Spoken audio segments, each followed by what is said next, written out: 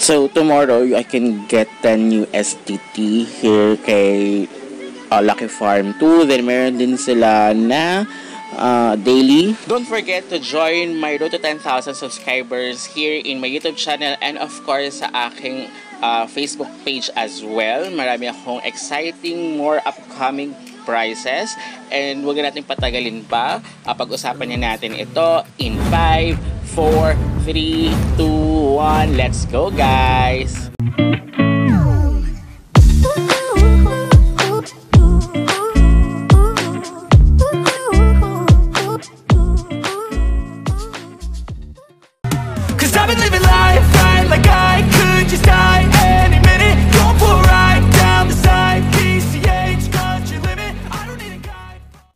Hello everyone! Welcome back to my YouTube channel. This is Maj and for today's video, meron akong bagong i-review or i-share sa inyo na free earning application. Ito si Lucky Farm 2 Golden Life.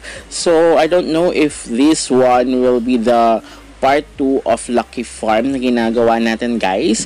So, i-check din natin siya. So, here, actually, siguro 2.0 version ni Lucky Farm. And as you can see, pero here, ang last update niya is March 12 pa. And na-release siya this year lang din, March 6. So wala pa siyang bagong update. So bago lang siyang, this year lang siya na unlike si Lucky Farm ata, last year pa ata siya. So now, i-check natin siya. Kaya lang, parang bakit meron ang problem here is, as you can see, diba yung ads sa taas and sa baba meron nakalagay. So, paano kaya mapipindot siya? Unlike kay Lucky Farm, talagang whole sa tablet is na I don't know kung parehas ba tayo na ganyan or sa akin lang. So, I will try sa other device ko kung ganyan pa din siya, guys. So, here, parang chinek ko kasi, nung dinownload ko si Lucky Farm, lumabas din ito si Lucky Farm 2. So, okay. So, parang, ang tagal ko kasi hindi ginawa si Lucky Farm, diba? Way back February pa ata last. Which is, yun nga, eto March lang siya, kaya hindi ko siya nakita. Ngayon ko lang din siya napansin, guys. But of course, like this one is may mga advertisement din siya na kailangan. And katulad din ni Lucky Farm, is kailangan mo magtanim ng mga crops and to unlock the yung mga slots for your farm is kailangan mo either manood yan ng kadalasan kasi diba kailangan mo manood ng video advertisement. So kaya lang here para mas marami ata siyang kung 2.0 version siya ni Lucky Farm, ang dami yung what you call this, video ads here, diba? And let's see kung meron din siyang daily sign in or so I'm going to play this offline as well and to check ko kung okay ba siya or hindi. I think this will be Coinbase din yung kanyang withdrawal. So yun medyo nakakaba kasi kung Coinbase din siya and then nangyayari yung discontinuing sa Coinbase for the Filipino customers, hindi na siya pwede, hindi na siya maging applicable for us. Pero kung may other way of payout siya, pwede naman, okay lang. Kasi diba si Lucky Farm, paying naman siya.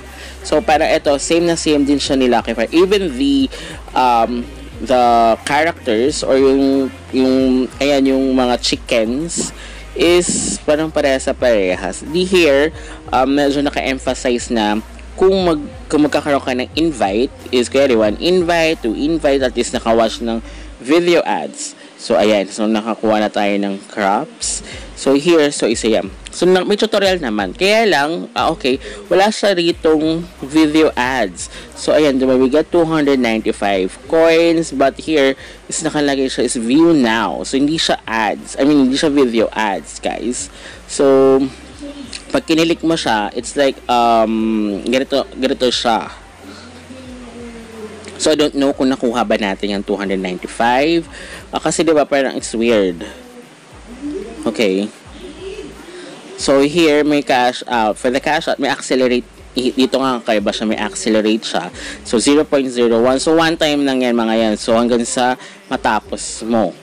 Of course, kailangan mo na ma-withdraw yung 0.01 bago mo withdraw yung 0.02. So, play the game and win more. Parang naka-zero. Yung coins, kailangan doon 295. Pero hindi siya na-credit sa akin. I don't know bakit ganito siya. So, ayun, may nakalagay na I can get tomorrow na $10.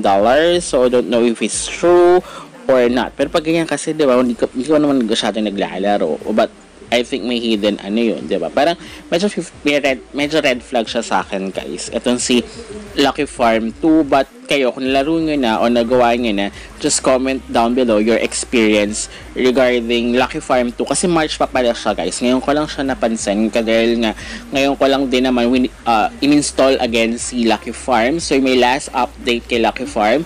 You can check that out sa upper right corner of your screen, guys. So, kung bakit, kung ano yung reasons kung bakit na possible na hindi nyo na natanggap yung inyong mga withdrawals.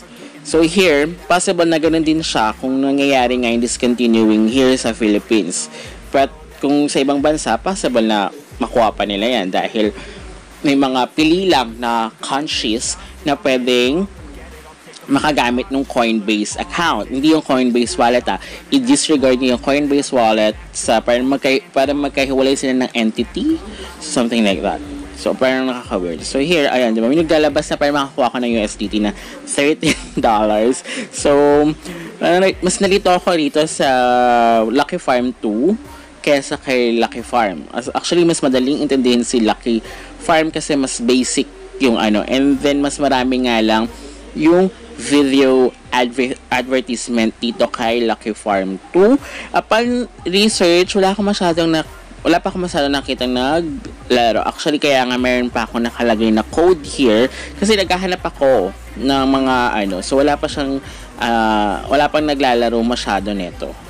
So yun nga. Parang here, nakita nyo diba, parang naka-early access siya, so wala pa siyang nakalagay na reviews as well, diba? So here, pero meron nakalagay na kung magkano USDT, meron akong 0.00868. So I don't, meron tayong 166. Hindi ko nga alam kung saan ko nakuha yung 166 dahil basta nanonood tayo ng video ads. Kasi yung 295 kanina, hindi naman siya na-credit, diba? So na-weirdohan ako rito sa Lucky Farm 2. So hindi ko siya mag-get. So, I'll update na lang. I'll try to do this pa rin. So, until next time, goodbye!